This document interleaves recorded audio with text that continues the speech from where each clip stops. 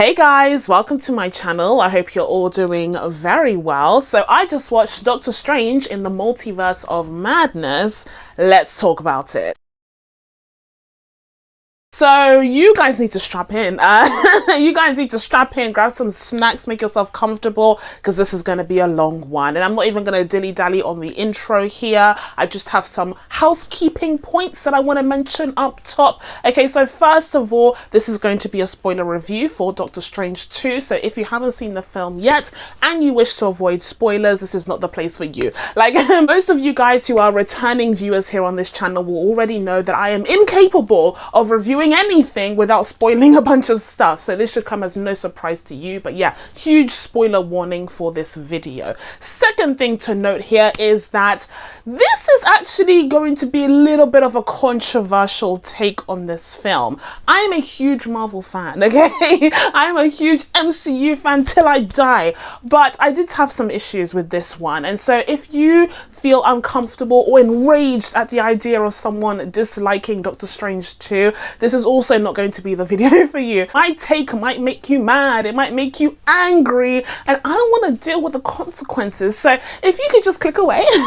Thank you so much for watching. I have plenty of other videos talking about Marvel and other good stuff on my channel that you can check out, but maybe this one isn't for you. And for those of you guys who do stick around, please be sure to subscribe to my channel if you haven't already, and be sure you turn on your notifications so that you can be told when I upload next. And also be sure to follow me on Twitter. Now, without further ado, guys, I'm nervous for this one. I am nervous, but we must proceed and talk about Doctor Strange 2. So Doctor Strange in the Multiverse of Madness is directed by Sam Raimi, who is best known for directing the Spider-Man movies starring Tobey Maguire. Now, those of you guys who have watched my Spider-Man movies ranking video will know that I am not the biggest fan of the Sam Raimi trilogy personally. I didn't really grow up watching those films, so I don't have any emotional attachment to them, and when I finally checked them out last year, whilst I was pleasantly surprised by some aspects, I wasn't really frothing at the mouth at the idea of Sam Raimi directing the Doctor Strange sequel. So that's kind of my stance, you know, going into this film in terms of Sam Raimi's involvement in it. But of course, when it comes to the film itself, I was so excited to see the follow-up to 2016 Solo movie, where we were first introduced to the character of Doctor Strange. And here a lot of things have happened since then. You know, not only is this a follow-up to that movie, but we also have a follow-up to a bunch of other storylines that have been introduced in the MCU since then, as well as the introduction of some brand new characters, organizations and concepts, which we'll all go through in this video. And for the majority of this video, we are going to be diving into the story aspect of this film, the writing itself, because guys, that is the part where I feel like they dropped the entire bag of balls. They dropped the entire bag, okay? Like, this story was just so all over the place. It made no goddamn sense, and I was shocked. I was so surprised because there were so many things that they could have worked off of. Again, we'll go into it, but there were so many things that it was just there. It was literally just laid out for them like on a silver platter, and they decided to ignore it and instead did their own thing that made absolutely no goddamn sense a lot of the time. So we're going to be going through the story, and then later on we'll dive into the characters individually. So as I said, the biggest issue for me when it comes to Doctor Strange in the Multiverse of Madness is its story, is the writing of the film, and that is why this review, unfortunately, on a scale of Eternals to Spider-Man No Way Home, is going to skew towards the Eternals side of things, because there are so many things that just made no sense in this movie. We'll start off with problem number one, and that is the introduction or the exploration of the multiverse. This is kind of a big deal. It's in the name and everything. Okay, but whilst a lot of us have given a lot of credit and due credit to Spider-Man Into the Spider-Verse for introducing the concept of the multiverse to the big screen, having re-watched the first Doctor Strange movie a couple of days ago, I realized that the multiverse multiverse was always a concept that was really important within that franchise. It's kind of like how the quantum realm is important in the Ant-Man films. You know, you had several references to the multiverse in the first Doctor Strange movie. So whilst I do think that Spider-Verse definitely expanded upon that and actually realized it in this really creative and memorable way, there were references to this concept in the first Doctor Strange movie, which is why it makes it so seamless and so sensible to have the sequel explore it further. However, since the first Doctor Strange movie, a lot of things have happened, as you can imagine, in the MCU, as things are always moving along. But in particular, we got the Disney Plus series last year that kind of touched on the topic of the multiverse in several different ways as well. And the first instance was with WandaVision, where Wanda was able to create this hex that acted as this pocket dimension within New Jersey, where she got to live out this idyllic life that she used to see on television with her family, with Vision and her two sons, right? And so we see the series of WandaVision exploring Wanda's fantasy that she created and enforced upon an entire town against their will. Now, that was a little pocket dimension, and I remember when the series came out, some people speculated that perhaps the creation of this pocket dimension would lead to the multiverse exploding or breaking or fracturing somehow. There were many theories surrounding WandaVision, as many of you guys will recall, but that was one of the theories that would link, you know, Wanda's hex to the concept of the multiverse,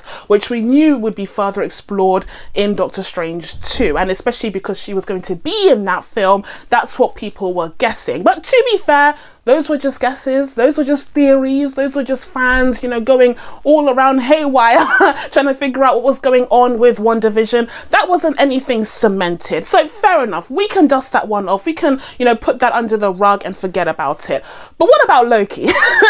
What about Loki? Because that wasn't a fan theory. That we saw with our very eyes. We saw the season finale of Loki. We saw those timelines branch off and create alternate timelines against Kang or not Kang's wishes. So that's not something that the internet interpreted or ran, you know, crazy with. That's something that was written, okay, in the script and was actually shown to us on screen, and we were led to believe that the events of Loki would have greater consequences in the larger MCU.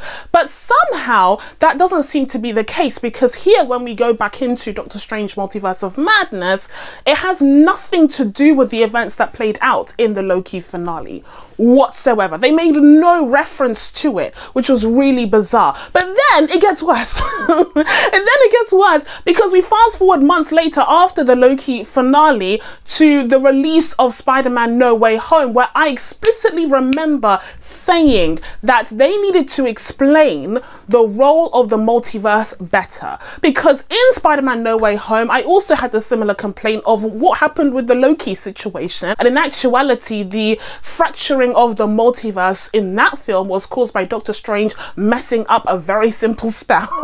A very simple spell that could have been carried out much more efficiently if he'd literally just asked a bunch of questions to Peter before he got started. So it seemed really silly, it seemed really weird and kind of convoluted, and on top of that it had nothing to do with the storyline that they had set up in the Disney Plus shows. So at that point I was just wondering, how on earth are they going to bring together this storyline that they've set up in this Disney Plus series along with the storylines that they're setting up in the films all together in this Doctor Strange sequel? How are they going to tackle the multiverse in a way that makes sense, in a way that has been set up by these previous projects? The answer is they're not.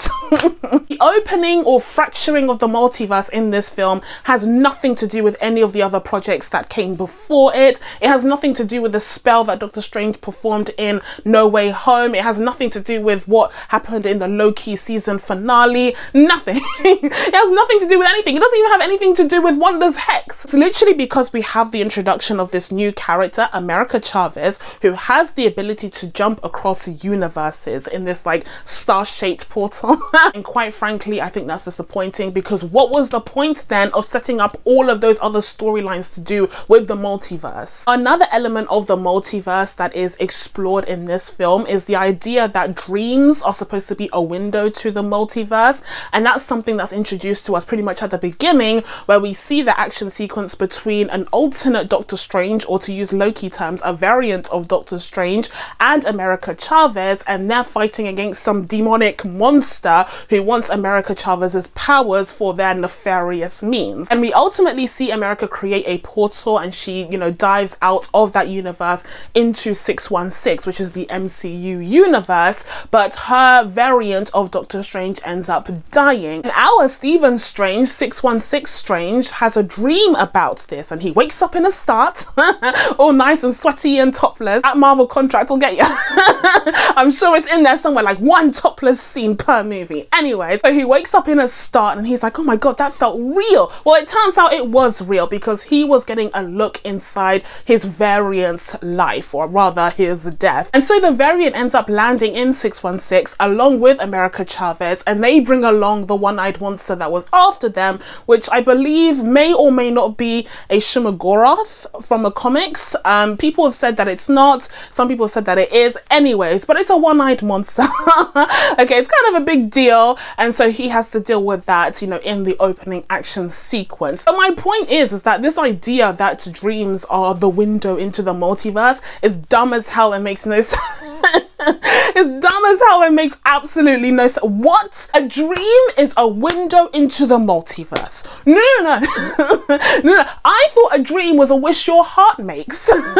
Disney, okay? Like, which one is it? It makes no sense. The thing is that America has come to this conclusion because she doesn't have any dreams of herself. But it's like, some people just don't dream, or some people just don't remember their dreams. Like, it's really not that deep. Like, the idea that she would assume that she is the sole America Chavez in existence in the multiverse based off of just that is just weak. It's poor writing, to say the least. And the second problem with this comes later on in the film, where we see evil Doctor Strange ultimately reveal that he's been going around killing all of the Doctor Stranges across the multiverse, and he suggests that Stephen may have sensed this based off of his dreams. Like, perhaps he had dreams of being pushed off of a cliff. Aha, that was evil Doctor Strange.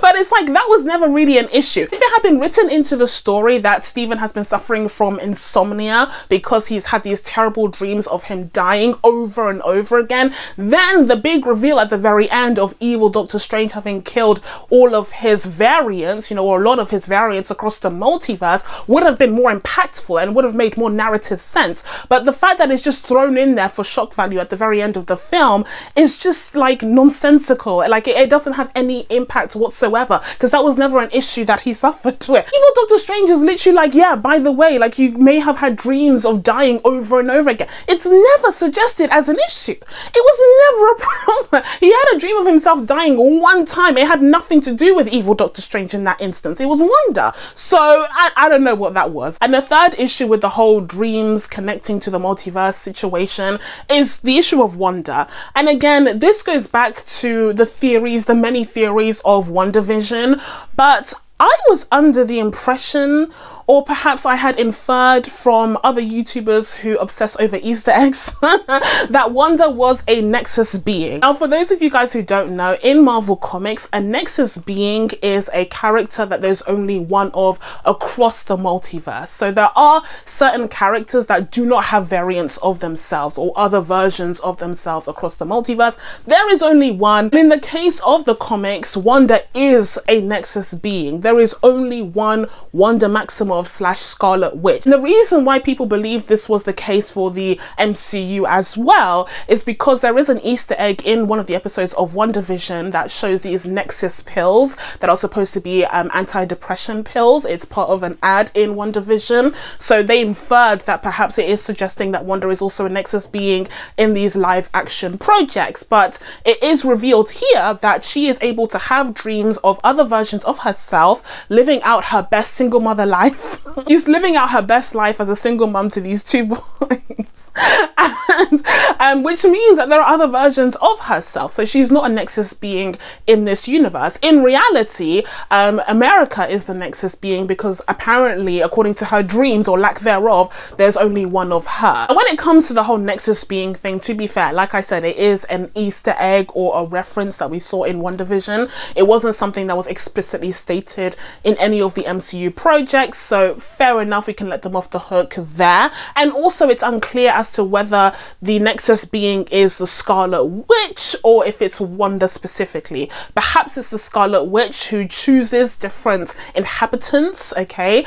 In which case, maybe it would make sense that there are various versions of Wanda and only one Scarlet Witch specifically, although we did see the other version of Wanda also have powers, but I don't know if she's necessarily the Scarlet Witch at that point.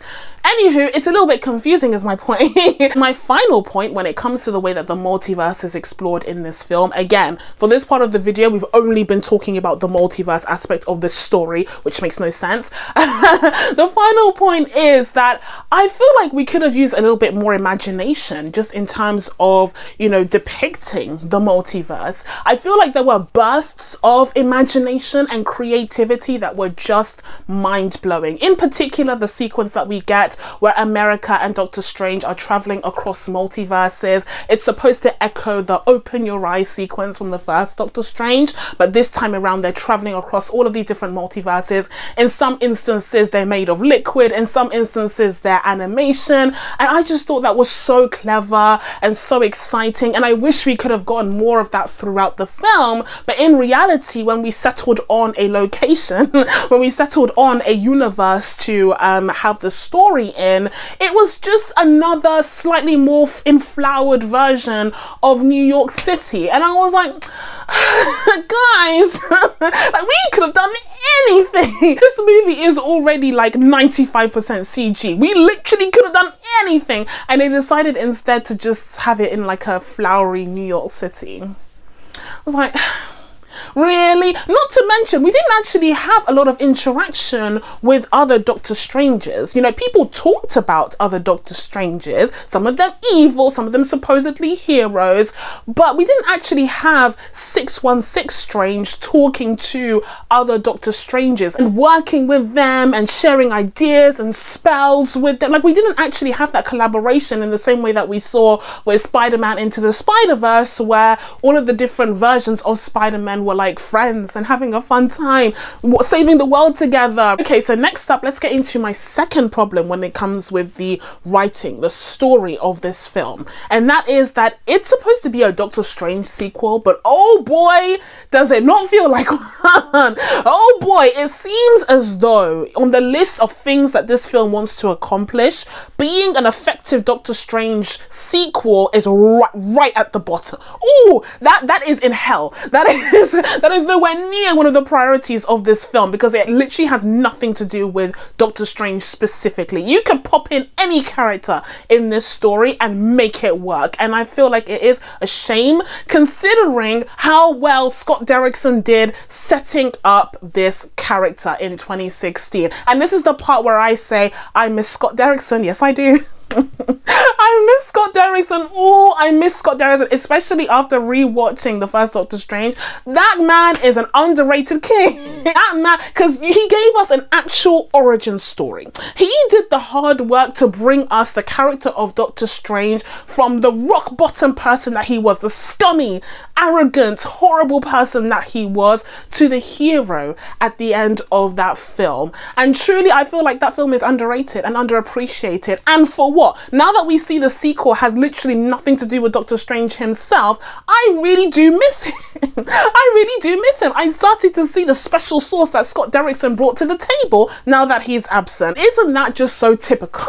Isn't that so typical that as soon as someone leaves, that's when you realize the value that they brought to the table? Because I remember when it was announced that Scott Derrickson was departing from this project due to creative differences, and people were kind of like, oh, boo-hoo, but we were quickly distracted by the fact that the sequel would then be directed by Sam Raimi, and like all of our attention went to there. But I think we should have turned a little bit of attention towards why it is that Scott Derrickson left. Clearly, I feel it has something to do with the fact that this sequel has no intention, no interest of developing the character that he so painstakingly helped to create. And when I say developing the character of Doctor Strange, this is what I mean. So keep in mind, the first Doctor Strange movie came out in 2016. Assuming that the series of events played out in the same or similar year, it has been approximately a decade in MCU time, because remember, they're like a few years ahead of us, a decade since the events of the first Doctor Strange movie.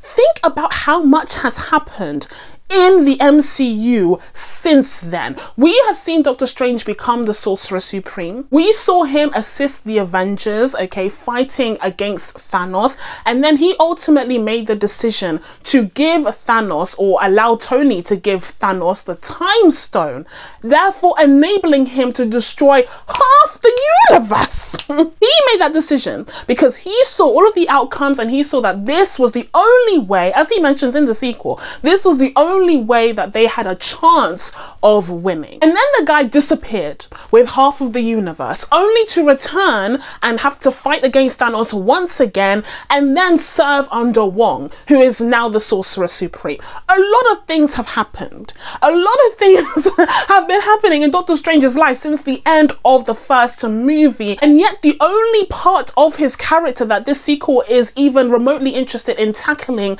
is his relationship with Christine. Why? Why? None of that other material is interesting enough for you. None of that other, personal development and growth is interesting enough to explore in this man's sequel. No. Instead, we're diving into his relationship with Christine, as if that didn't end literally more than a decade ago, because by the time that we're introduced to the character in the first film, they're already over. That made no sense to me. Did it make sense to you? That made no sense to me. That's literally the least important part of the character. And for point of reference, okay, let's compare him to another guy. Let's compare him to Spider-Man, because Spider-Man has had 2 films since Avengers Endgame, and in Spider-Man Far From Home, we saw the character actually come to terms with the events of the Infinity Wars, right? Of the Infinity War and saga and all of that. He came to terms with the death of Tony Stark, with his new status as a hero, and how he was unsure about where he stood with the Avengers, and his status as the friendly neighborhood Spider-Man. And also, just personally speaking and academically speaking, he had to come to terms with the fact that all of a sudden half of his classmates were born 5 years after him. They're 5 years younger than him technically, but they're in the same class now because he was blipped away. So he had to tackle all of that, and Far From Home and No Way Home allowed him to do so. But in the case of Doctor Strange 2, clearly, like I said, delving into this character's psyche and exploring his reaction, and his mental state after everything that happened in these past few years in the MCU is at the bottom of the priority list. Like truly rock bottom, down in hell when it comes to the priority of this sequel. But okay, as it stands, they chose to dive into the Christine Steven love story a little bit more for the sequel. Fine, whatever. But then tell me why this film starts with Christine's wedding. Tell me why at the beginning of this film we see her get married to some other man that literally has 2.3 seconds of screen time. Why does that happen? Like, instead of cementing the fact that she has clearly moved on, the fact that she is clearly happy without him now and that he needs to get over it, instead of establishing that right at the top of the film, why not have her be engaged and be unsure? And that way there's at least a little bit of suspense as to whether or not they'll end up together. What's the point of establishing that she's already moved on at the beginning of the film, and he's left moping around, full of regrets for things that happened literally a decade ago?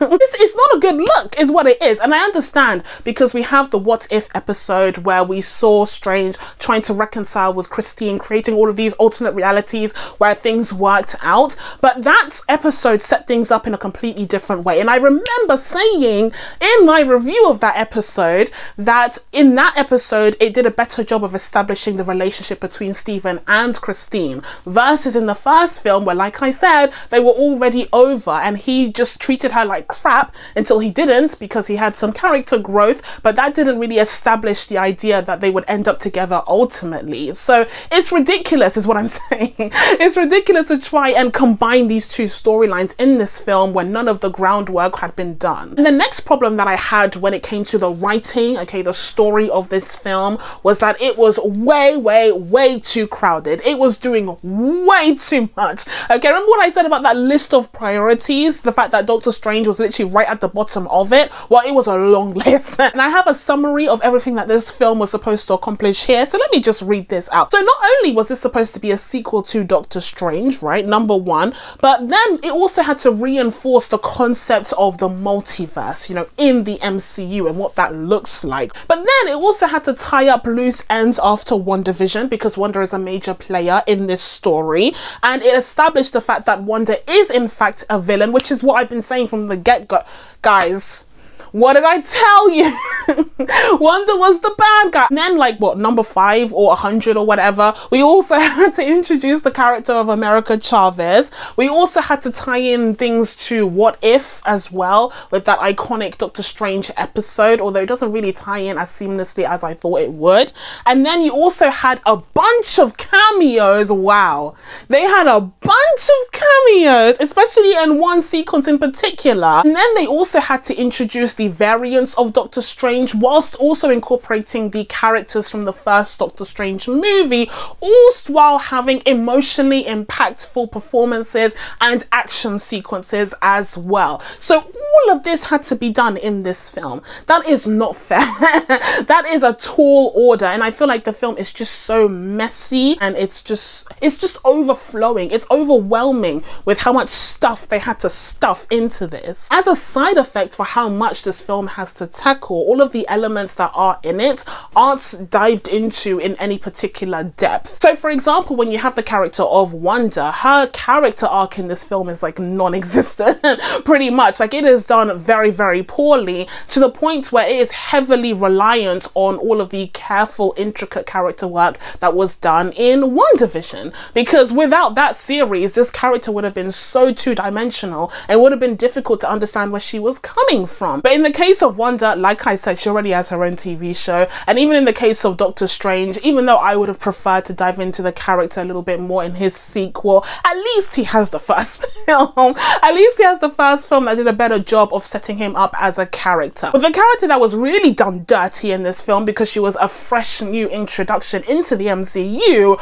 was America Chavez. Sis did not thrive. Listen, her backstory was told in a sequence where she and Doctor Strange literally go on a walk down memory lane. They go on a literal walk down a tourist attraction called Memory Lane, where you stand on a circle and it's able to project your memories into the air, conveniently demonstrating to the audience, you know, who you are, what your backstory is, and why we should care about you, all within 2 minutes. That's literally how they set up the character of America Chavez in this film. That is absurd. That is... And also, side note, speaking of the Memory Lane sequence, you do see that America has 2 mothers who she may have accidentally killed when she unexpectedly used her powers when a bee was supposed to sting her, and that just reminded me of 2 things. First of all, Bridgerton season 2. The return of the bee sting, guys. Like, bees are out here causing trouble. After watching Bridgerton season 2, I did crack a smile seeing another bee creating mayhem, killing parents. But the second thing is that Saudi Arabia was getting its panties in a twist for this. Really? This was supposed to be the Disney signature super gay scene that Saudi Arabia got really upset about. Like, that's just absurd. That's ridiculous. They need to get over themselves. Anyway, so that's what came to mind when it came to the Memory Lane sequence. But back to my issue with the poor storytelling there. It was just so convenient. Honestly, it would have been better if they just stopped by at a coffee shop and America had explained the story to him. Like, the idea that there was an actual memory lane, Boo. Okay, so I've literally been talking for almost an hour and I'm still on the story, but don't worry, it's gonna get shorter from here on out. I'm just gonna talk through a few general points before moving on to the individual characters. So first of all, the action sequences, I'm a little bit mixed on them. I feel like some action sequences were definitely spectacular, memorable, exciting, amazing, and some of them were just kind of like mid, not gonna lie. But I must say, I really miss the geometric, kaleidoscopic action sequences that were a signature for the character of Doctor Strange. I'm really sad that Sam Raimi kind of threw that out, because it was actually really ingenious and unique for the MCU. Perhaps not unique overall, because Scott Derrickson obviously borrowed some Christopher Nolanisms for the sequences, but I do think that they were just so visually striking. They were just so different from anything else that we've seen, you know, not just in the MCU but across comic book movies. So the idea of them just scrapping that and introducing these monster fights, which we have seen all around everywhere, was a little bit disappointing. Like, come on, it was such a cool move that he had, you know, going into the mirror dimension, flipping buildings. Like, we could have done it forever and it still would have been super exciting. And they did that in No Way Home as well. It was just as impressive. I don't know why they got rid of that concept. And also, I have to say that energy beams or magical action sequences carry very little weight to me, even though I think that Liz Olsen does a good job of the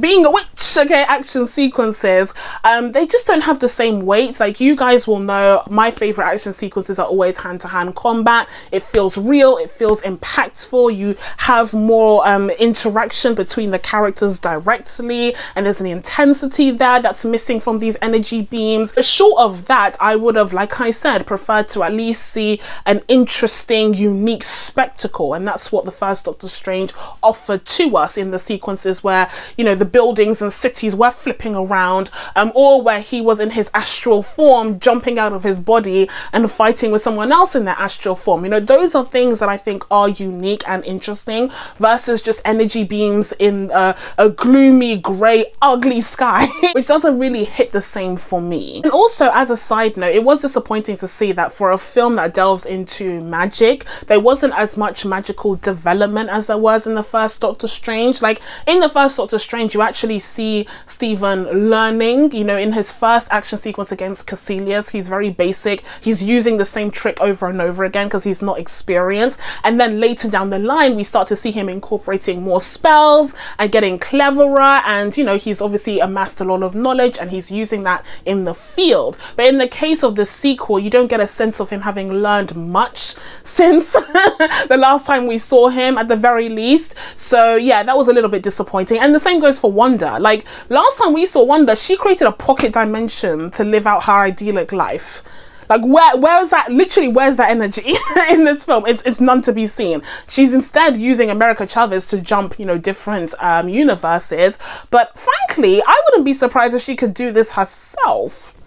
Like, does she really need America Chavez? Like, I wouldn't be surprised if sis just buckled down and studied like Doctor Strange did in the first movie. I wouldn't be surprised if she learned how to do it herself. Also, what happened to the runes? That was a whole thing in the season finale of WandaVision. What happened to the runes? What happened to the spell casting? What happened to actually diving into this and showing the characters learn and grow? Whatever. And my next general point may trigger any Sam Raimi fans, okay? But I am not a fan of Sam Raimi's directing style. No.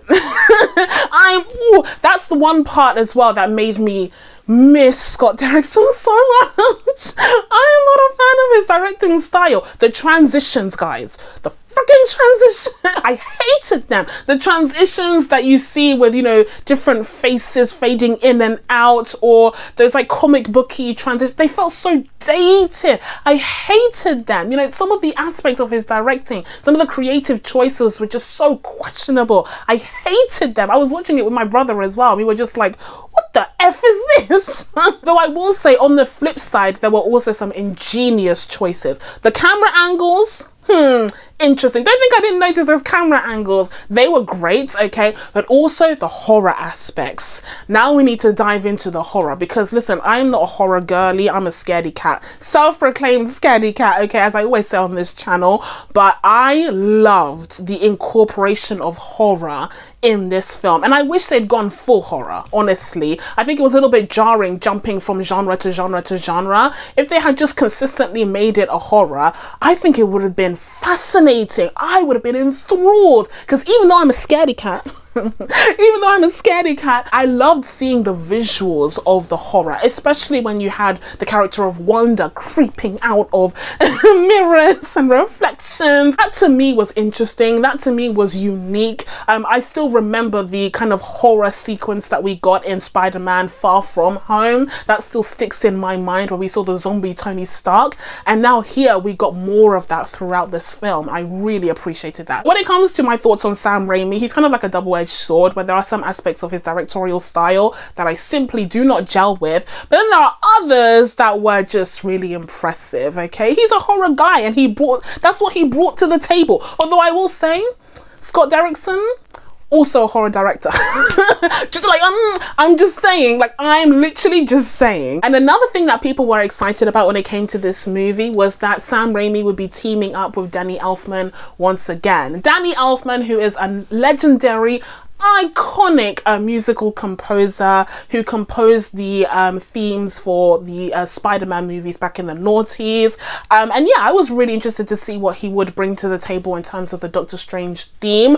I can't say that the theme ended up being particularly memorable, if I'm being honest. I do think that the Spider-Man themes are better. I think his work with Tim Burton is better. I think his work on Meet the Robinsons I only found this out this week. I was like, Danny Elfman did Meet the Robinsons? Yeah, that is superb. Okay, Meet the Robinsons is so underrated, and its score is magnifique. But yeah, I don't think this is like a particularly memorable score, if I'm being honest. Sorry, I'm a fan, but this isn't, it's not giving me the Batman. Like, it's not giving me Michael Giacchino. Okay, so now let's get into the characters themselves. And first one up, of course, we have Doctor Strange. Even though he was pretty much forgotten in the script, I haven't forgotten him.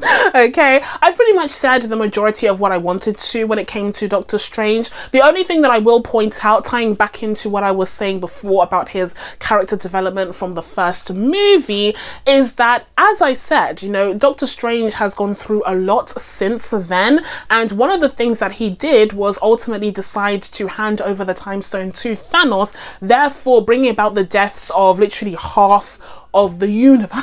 And if I could just cast your memories back to the first movie, in that film we see him defeat one of Caecilius's minions in that astral projection fight that he has in the surgery room, and he's really upset about it because he is a doctor. He took the Hippocratic Oath to save lives, not take them, and so he's really frustrated with the Ancient One and with Mordo because it crosses a moral line that he has. As crappy as he is as a person, he has a code and this kind of crosses that, but we never really get to see him come to terms with the fact that he facilitated the deaths of half the universe. Make it make sense. Make it make sense, guys. Like, am I crazy? It makes no sense. He's literally so chill about it. Like, we never see him really mention it or come to terms with it. And not only that, but and then in this film in particular, we find out that another version of him actually destroyed an entire universe. He was worse than Thanos. He was worse than Thanos. And again, we see no reaction from our Doctor Strange. So like, now he's good with killing, I guess. And also, just as a petty note, Benny C's wig ain't it for me. I'm so sorry, it's so distracting. In the first movie, it seems as though he just coloured his actual hair and the hairline is so much more natural. But in these subsequent films, the wigs have just looked worse and worse to me and just more noticeable. So yeah, boo on the wig work. Okay, so next one up we have is Wanda. Wanda was the queen. Wanda, I'm just showering Wanda with praise here because she was truly the best character in this film, in my opinion. Again, because of the fact that she already had her own TV show with 9 episodes, so it did some great character work for her. We understand her more than we do a lot of these other characters, and so here she just got to be evil. She just got to be the bad guy that she always was, as I said. And I think Liz Olsen just thrived. Like, she was having the time of her life portraying an evil character. And even though I would have liked to see her cast more intricate spells, I did like the fact that they reminded us, and something that I've always wondered, you know, what happened to that skill set. They reminded us that Wanda can manipulate minds. And so we had that instance in the beginning where we saw her fighting against the sorcerers in Kamartaj, and she takes one of them out by telling him to run. That was ridiculous. Like, that one guy literally was holding the whole fort down. Embarrassing. Anyways, she tells him to run off, and it breaks down the entire shield. But yeah, I did like the fact that they reminded us that she has that capacity from all the way back in Age of Ultron. I also liked her wickedness. I liked her amazing eye makeup, which I tried to emulate here. I just liked her whole vibe. The Scarlet Witch is the whole vibe, okay? Like, I really gelled with her, and I do think, again, the action sequences that we saw with those horror elements, oh, mwah,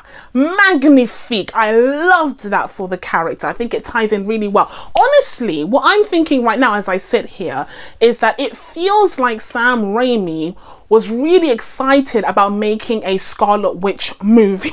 It feels like Sam Raimi watched WandaVision and was like, oh, I'm gonna make a movie with her, can't wait. But then no one told him until it was too late that this was actually a sequel to Doctor Strange. Okay, so next one up on my list we have is America Chavez. I really like America Chavez. I think she's a cute character to introduce into the MCU. As I said, they did her a little bit of a disservice when it came to exploring her backstory, because it was literally done on a walk down memory lane. I cannot make this shit up. Anyways, but when it came to her persona, when it came to her personality, I have started to notice a little bit of a trend when it comes to some of these new Young Avengers characters, and that is that they're kind of all the same. They're kind of all the same. Guys, hear me out, okay? I'm not trying to be a hater. I'm not trying to, you know, be anti-female character. Please, that's not me. Let's be clear.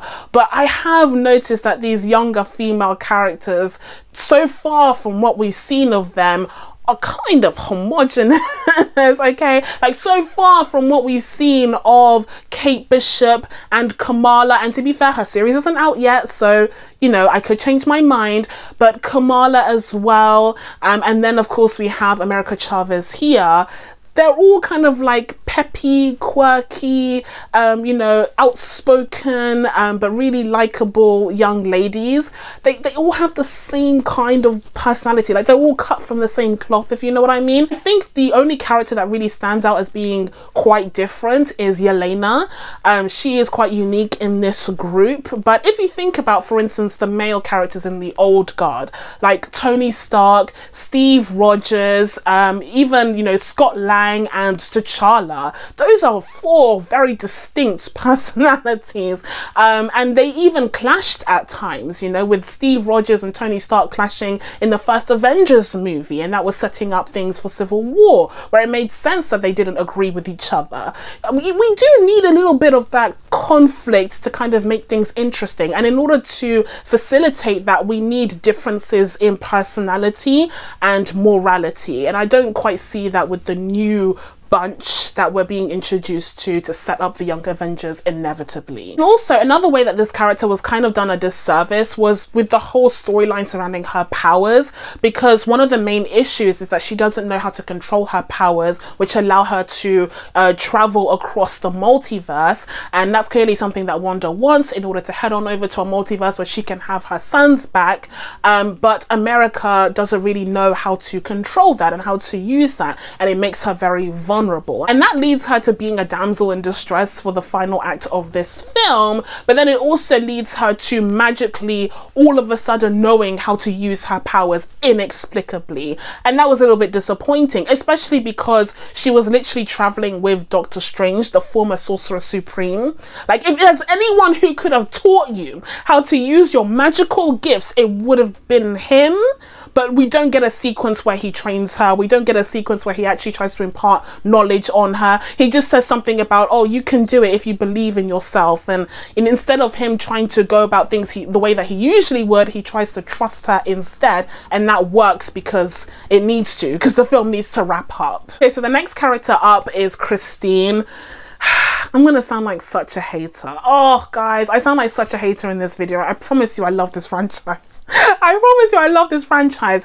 But Christine, I'm really happy for Rachel McAdams that they found a way to reintroduce her into this franchise and make her more of a significant kind of meaty character. Love that for her. I also love her hairstyle in this movie. Okay, the variant of Christine that we see in this movie, yeah, her hair is mwah, magnifique, and so is her lipstick. Although I will say, as a makeup enthusiast, I did notice a few continuity and consistency when it came to the lipstick colors, if we're being specific. Like I understand, but you know, I just could having said that though, I do think narratively speaking it would have made more sense if Christine instead had been a variant of Doctor Strange, and we would have seen Doctor Strange 616 hanging out with another version of Doctor Strange instead of him hanging out with Christine just as he did in the first movie. I just think it was a bit of a missed opportunity, but again, I understand what Marvel is trying to do, especially when it comes to redeeming some of these female love interests like Jane and Pepper and now Christine. Also, I think that is a noble mission to go on. I don't think it necessarily works too well. I mean, it was nice seeing Pepper in an Iron Man suit,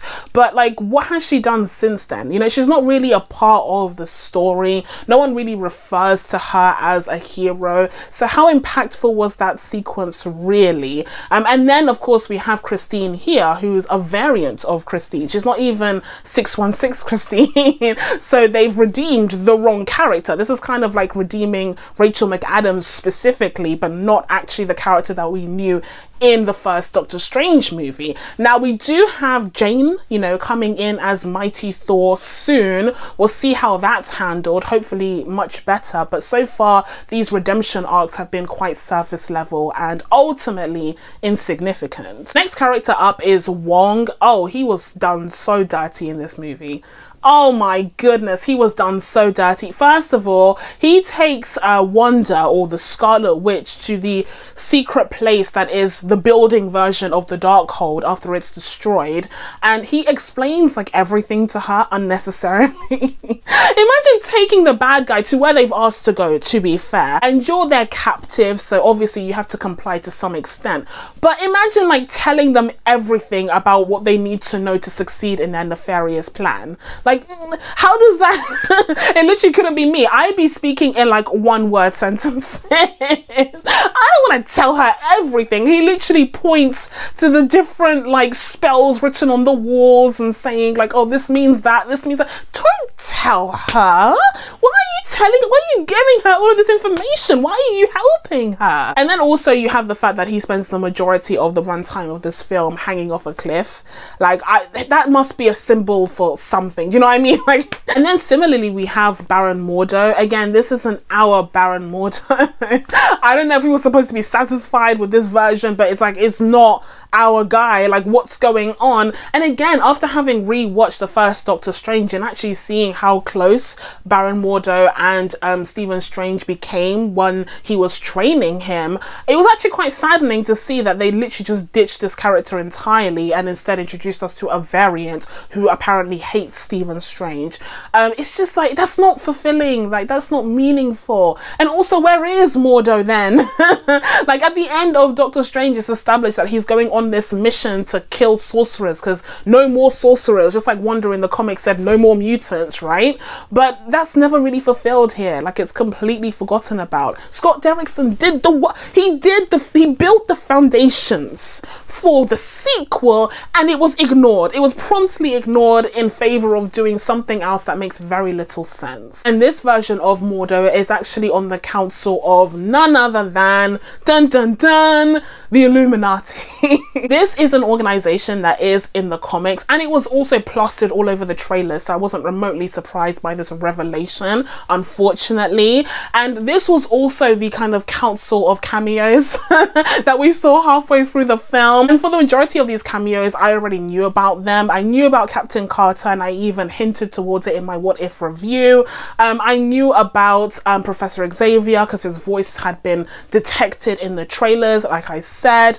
But the biggest surprises, of course, to me, were first of all Black Bolt. The fact that the MCU acknowledged the existence of the Inhumans when it really didn't have to, I think is kind of cute. And I think it's kind of brave. Well done for you. You know, no man gets left behind. I feel like that was a really cute moment. I never watched the Inhumans because why would I? But I do think it's cute and nice that they actually involved an Inhumans character in the main MCU storyline. So, you know, well done for them. And also the kill for this character was hilarious. That was the only time in the cinema that the audience actually laughed, was when Black Bolt was killed. The next major surprise, of course, was John Krasinski as Reed Richards. Now, this actually put a smile to my face, I'm not gonna lie. It's crazy because I don't care about the Fantastic Four. I literally, like, this is the amount that I care about the Fantastic Four. Zilch, okay?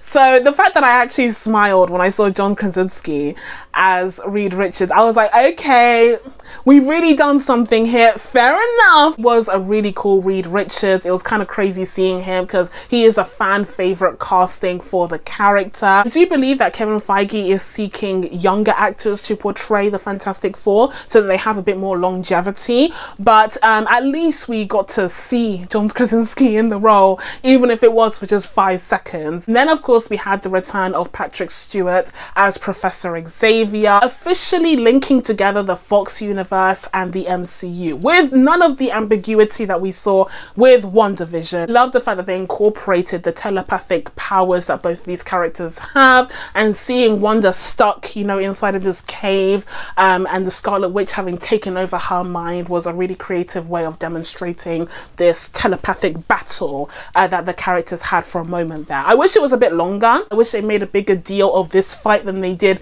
some of the monster fights that we've seen many times over in other films, but otherwise I was really happy to see it nonetheless. And I was also really happy to see my girl Lashana Lynch return in the MCU as Maria Rambeau, who in this universe is Captain Marvel. She looked great, absolutely, she was phenomenal, and she was able to hold her own against Wanda the longest because she is also powered by an Infinity Stone, just like Wanda is. So it does absolutely make sense. Although I do think it is quite interesting that Captain Carter also stuck along longer than the male compatriots of the Illuminati. That was definitely intentional to have like a girl boss fight at the end there, but ultimately Lashana Lynch's Maria Rambeau stuck around for the longest because she is the most powerful of them all. Again, when it comes to the Illuminati, I do think that they were done a disservice here because there's just so much going on in this film. Like, the introduction of the Illuminati in the MCU could be a film in its own right. So the idea of sticking them in there in a multiverse movie that's already tackling so much,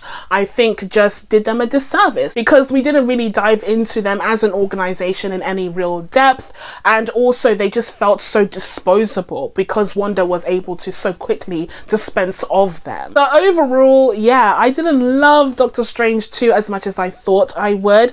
I do think there were some exceptional sequences, as I said, really creative and inventive, particularly the horror sequences, and also the fight at the end there where Doctor Strange fights against himself using music, like literally using musical notes with Danny Elfman going crazy on the guitar or whatever. Like, that was pretty cool, okay? So I do think there were elements of this film that were really spectacular, but I can't get over the story, guys. Like, I really can't. It was just so crowded and nonsensical and messy, and it just made for an overwhelming experience as opposed to feeling overwhelmingly engaged in what was going on in the screen. And so with all of that being said, I'm going to be giving Doctor Strange in the Multiverse of Madness a 6.5 out of 10. I know it's really low, and I know I'm probably in the minority, but it's just a lot. It was just a lot, guys. They threw a lot at a wall and not everything stuck, I'm afraid, at least not for me. But what do do you guys think? Now that I told you guys my thoughts on Doctor Strange 2, it's time for you guys to let me know what you thought of this movie down in the comments below. Was I too harsh? Do you think I would change my mind if I watched it again? Let me know. Please be sure to subscribe to catch new videos coming up. Thank you guys so much for watching. I really appreciate it, and I will see you in the next one. Bye.